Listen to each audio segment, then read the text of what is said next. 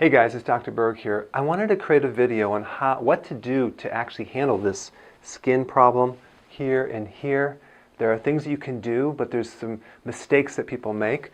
The first thing you need to know is that hormonally at age 38, things start shifting in the body. Now, over a period of a few more years, when you hit 50, now things really bottom out. So during the menopause time period, which is actually 52, but it can happen like 48, it can happen 56. Hormonally, the ovaries stop working, okay? So there's a backup organ, and the backup organ is the adrenals on top of the kidney. You have two of them. And so you have this huge shift from ovarian hormones to adrenal hormones, okay? If there's any problem with those adrenals before menopause, everything is magnified. You get hot flashes, you have bone loss, you have a lot of loose skin, things like that. But really, this is a loss of collagen, okay? And that comes from a loss of certain hormones. So I'm going to explain what hormones. All of these hormones decrease during menopause. Testosterone, which is more lean body mass. DHEA, that's an anti-stress hormone. That's kind of like a pre-hormone that gives you all the other hormones, and it's made by the adrenal gland.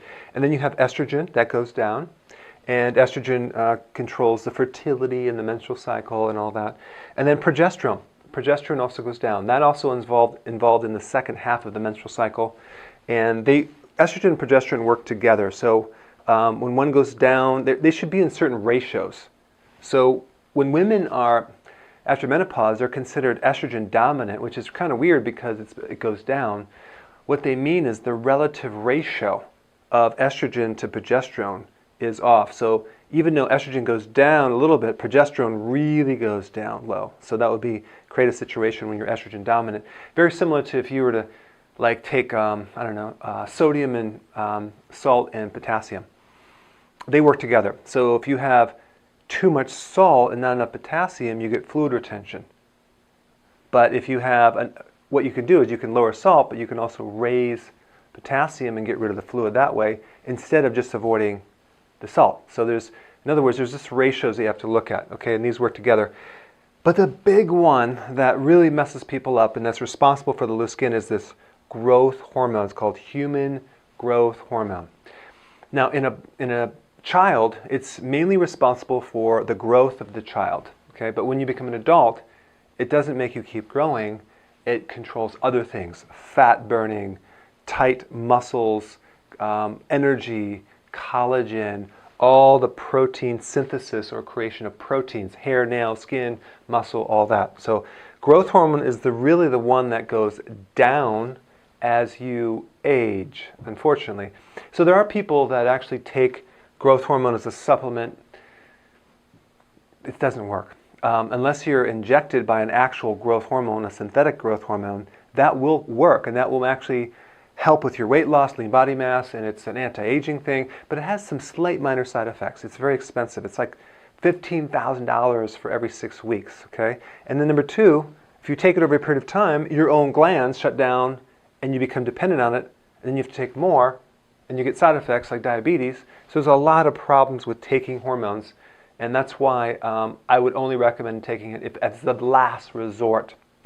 And you get people taking HIIT, hormone replacement therapy, bioidentical hormones, which again, if you take those, you're going to create a lot of confusion in the different organs. And so any hormone you take, you indirectly shut down the gland that's supposed to produce it. So you basically put everything asleep. Same thing with the thyroid. You take it over a period of time, and then the thyroid doesn't have to produce anymore. Okay. So now when we have growth hormone that goes down, this is the buffer. This is the opposing hormone to cortisol. Cortisol is the stress hormone from the adrenal. That's the one that's very destructive on your protein. So if that's too high, your body becomes in what's called a catabolic state, or a cannibalistic. It breaks down proteins faster than it's building back up. So you get loss of muscle protein in your thighs and your butt. Yet you get loose skin here and here. Not a great sight. Saggy skin in your belly. So really the loose skin is a combination of not enough growth hormone and too much cortisol. But remember, cortisol might test normal in your blood, but the ratio is very, very high cortisol, low growth hormone. So even though it's normal, it has nothing to oppose it. There's nothing to buffer it. There's nothing to kind of minimize it. So it's just a free cortisol that goes out there and destroys everything. So it's too much of this and not enough of this. So in the next part, I'm going to show you what to do about this situation. So check this out. All right, now over here we have things to lower cortisol. Over here we want to raise growth hormone, okay? So let's just kind of go back and forth. Cortisol is triggered by stress. So everything we're going to do is going to reduce stress. Number one, low intensity exercise. That would be like walking. Now over here, you have to raise the high intensity because full body high intensity exercise will increase growth hormone. The problem is if you're an adrenal body type, you can't do this yet. So you're going to have to do walking for a period of time, because just because you're an adrenal body type doesn't mean you're always going to be an adrenal type. You want to get out of that type and shift over here to be able to increase the growth hormone, but we have to get you sleeping first to be able to handle this intensive exercise. But ideally we want to work up to more intense exercise. So you're going to walk at first, and then as you graduate slowly or gravitate into higher intensity, you want to do high intensity, full body, short workouts with lots of rest. Now the P90X is a great workout, but I would extend that rest longer if you had an adrenal problem, because the key is you could be overtraining, especially if you're doing high intensity every day and you're not sleeping. You're not going to actually lose weight. Your body's going to turn to mush. I had a lady that did the boot camp, and she was just, her whole body turned to atrophy, just skin hanging on her body, and just no tone at all. So that person, maybe she should work out once a week, but the whole key is recovery, okay? So you can overdo it. So we started with the low intensity exercise, walking, long walks every day, just get in your space, not sitting from a treadmill watching TV, but getting out there. Okay, so sleep will lower this and increase this. So sleep is really important. There's a lot of videos I have on sleep. There's nutrition you can take, there's techniques you can do, but that's for another video. But the bottom line is we need to increase sleep.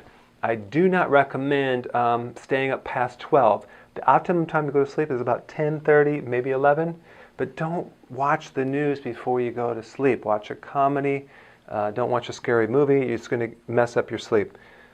Number 3, support the gland. Again, there's techniques I have, acupressure, nutrition, you can support the gland instead of the hormone. That would be smart. Avoid stress, mainly stressful people, relationships that you're involved with. That always messes someone up. I have a gal who's stuck with this particular individual and she can't get out of it. She's married, she has kids, and she has a situation because he's not willing to change, so it's a constant battle. That messes everything up. Then you compound that with menopause, not a pretty sight, okay? But we want to try to do things to avoid stressful people and situations. Potassium foods, important. That's the leafy greens, huge salads, not bananas or sugar. B vitamins, nutritional yeast is the best B vitamins. I would highly recommend that. These two actually lower stress. And then avoid sugar, because that will raise this as well, okay? Now over here, intense exercise, sleeping, protein does trigger growth hormone, but not a lot. If you have too much, it'll increase insulin, which will inhibit this. So we want just a little bit, maybe 3 to 4 ounces each meal. But we need some protein. If you're a vegetarian and you don't have the density of protein, it's very difficult to stimulate growth hormone. Okay, animal meat or animal products is the best for this, but just small amounts. Okay, intermittent fasting. Now with this one, it's not necessarily you have to fast for days, but if you actually eat all these snacks between the meals, that's messing up the liver, and that keeps the liver overworking all the time. If you did 3 meals a day and no snacks, that would be intermittent fasting, okay? That's what I consider intermittent fasting. Even if you did breakfast and then a good lunch and you didn't eat anything after that, that would be intermittent fasting. That will increase growth hormone. But if you're snacking and grazing, yeah. Why? Because the liver is where the growth hormone works through. So that liver is the hub, and that's connected to digestion. So anything that is a strain on the digestion will slow the liver and slow this hormone. So if you have constipation, for example, or bloatedness or a gallbladder problem, it's going to be hard to raise this because growth hormone comes from the brain, goes right through there, and doesn't always work. And then the next one is the decreased cortisol. Fixing this and avoiding sugar again will also improve these. So these are kind of the basic things that I look at if a person wants to tighten up their skin and lose weight. I'm going to look at all these things. I'm going to find out which one can we implement that they're not already doing. I'm going to look for ways that I can improve things they're doing but make it better. And these are a kind of a good flow chart that you can use to tighten things up. And you'll see over the next months the skin will start coming back and the collagen will start coming back. One last thing, and that has to do with digestion. If your stomach is not strong enough as far as the acidity, and the way you know that it's not strong enough is you get indigestion, bloating, acid reflux, GERD. That means you don't have enough acid. Watch my videos on that. Then you can't break down the collagen or the protein to be able to assimilate and pull it into your skin. That could be a reason why you have loose skin too, because you're just not digesting it. So if that's the situation, you can take something to acidify the stomach and really pull in that collagen into the cells to allow your skin, nails, hair, collagen to come back. And a really acidic stomach will allow you to absorb the minerals too, especially the trace minerals. And there's other videos I have that show about what trace minerals do. But trace minerals are basically minerals needed in small amounts that allow the protein to work better in your body. And that would be one supplement that might be very helpful if you have also hair loss and brittle nails, things like that. So it's not the big thing, but it'll actually kind of assist in that area. Okay, so go ahead and try these things and comment below, and I will see you in the next video.